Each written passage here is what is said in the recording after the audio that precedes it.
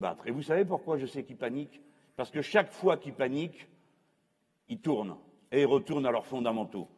C'est-à-dire que chaque fois qu'ils ont l'impression qu'ils perdent pied, ils reviennent sur des gros trucs racistes et ainsi de suite. Et là, elle s'est dépassée.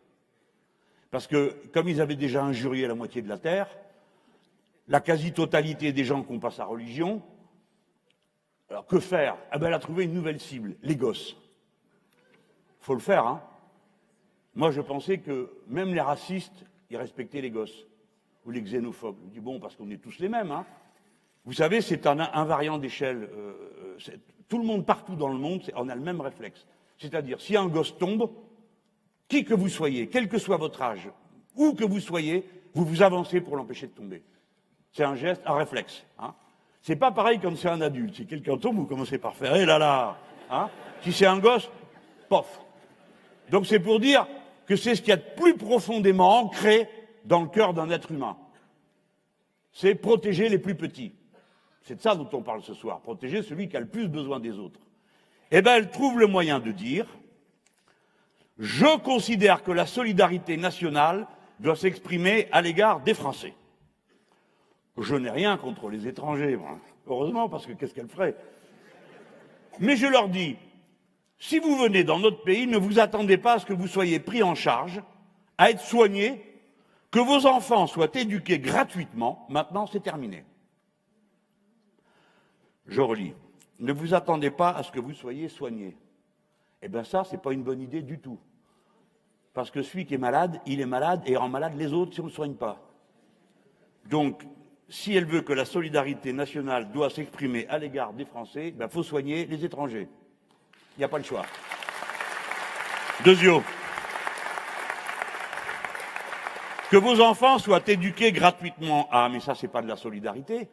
C'est une organisation du pays. Nous avons fait le choix, nous, les Français, qui n'avons aucune matière première, d'élever sans cesse le niveau d'éducation de notre peuple pour être parmi ceux qui manient le mieux les techniques, les machines, les sciences, etc. Et on réussit très bien. Que vos enfants soient éduqués gratuitement, maintenant, c'est terminé. Qu'est-ce que ça veut dire, ça? Vous allez laisser les petits pitchouns, on ne va rien leur apprendre? Ils ne vont pas savoir lire, ils ne vont pas savoir écrire, ils ne vont pas savoir compter, leurs pauvres parents qui regardent ça, alors ils vont parler quelle langue, ces petits? Juste la langue qu'on parle à la maison, il ne reste plus qu'à espérer que c'est le français. Mais les parents, ils étaient trop contents que les gosses s'en sortent, qu'ils aillent à l'école, qu'ils s'améliorent, et ils reviennent. Et c'est comme ça que ça se passe dans une famille d'étrangers. C'est comme ça que ça se passe.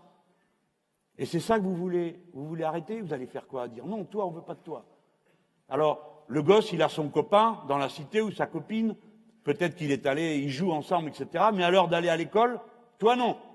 Toi oui, rentre mon petit. Toi non, dehors, va-t'en. Qu'est-ce que c'est que ce monde? Comment ils pensent les choses? Et maintenant, si j'oublie l'aspect humain, parce que dans notre société, quand on parle d'aspect humain, on passe pour un rêveur ou un poète, et le poète est méprisé.